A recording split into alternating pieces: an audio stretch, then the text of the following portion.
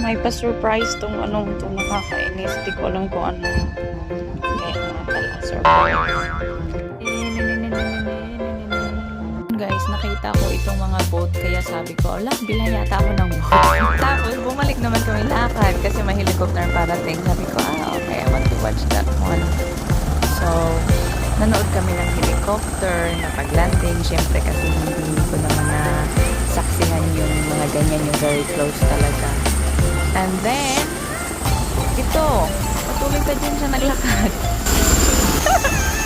Are we going there? Oh my God! Oh my goodness! So, ito pala yung surprise niya, guys. Nag-book siya ng helicopter tour, really scenic tour. Pag nakikita ko kasi siya sa advertisement sa TV, parang I wonder what it feels like na nag-ano ng helicopter, ganyan-ganyan. So, yun pala.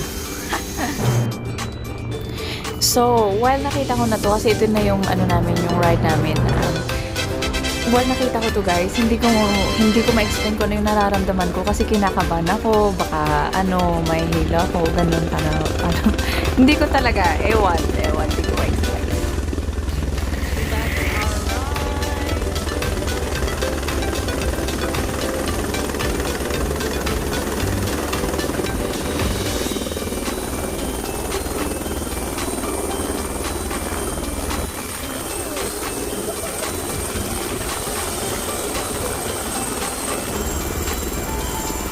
My goodness, hindi ko talaga, I can't explain kung ano yung nararamdaman ko. Na-i-excite ako, na kinakabahan. Kasi nga, baka wala pa naman ako dalawang plastic. Nakakahiya. Anyway, nag-a-upload muna sila. Very excited kasi andyan ako sa harap. Nakaupo. And I am next to the pilot. So, para daw makita ko at ma-feel ko yung mga paikot-ikot, pagilid-gilid ganyan ng helicopter. My God, ito na! Super ka pa!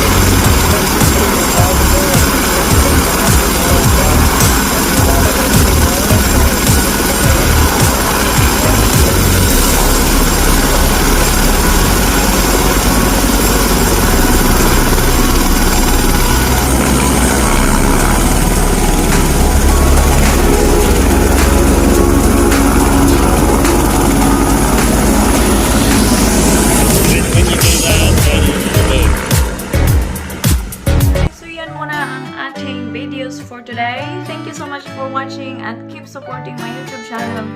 At pasensya na ulit kasi wala tayong masyadong live stream.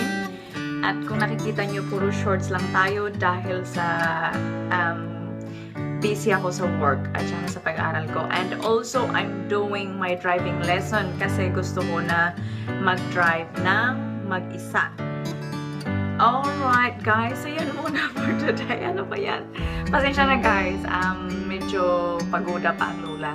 Kaya, hindi ko alam kung ano masabi. Super, overwhelmed ako dun sa experience na yun. My God, hindi ko ma-explain yung nararamdaman ko. Parang na-excite ako na kinakabahan. At saka, akala ko talaga, ako'y masusuka kasi nga first time ko. At saka yung pag tumagilid kasi yung helicopter ko, nakita niyo putol-putol yung video ko. Kasi pag tumagilid siya, tapos pag ang ng pakiramdam, nangingilo. Ganun ba yun sa Tagalog? Basta na ako guys, nalulula pati ako. Lula. Yung nahihilo. Oh my God, pasensya na kayo.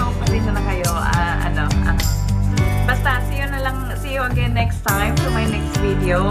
Meron pa kaming maraming pinupuntahan. So, ang ginawa ko, hindi ko inano sa iisang video lang kasi sobrang haba at saka gusto ko na makikita nyo yung mga pinupuntahan namin. Alright guys, ayan na storytelling na. Sabi ko kanina, iyan mo na. Thank you so much for watching and thank you so much for keep supporting my YouTube channel. See you again next vlog. Bye everyone!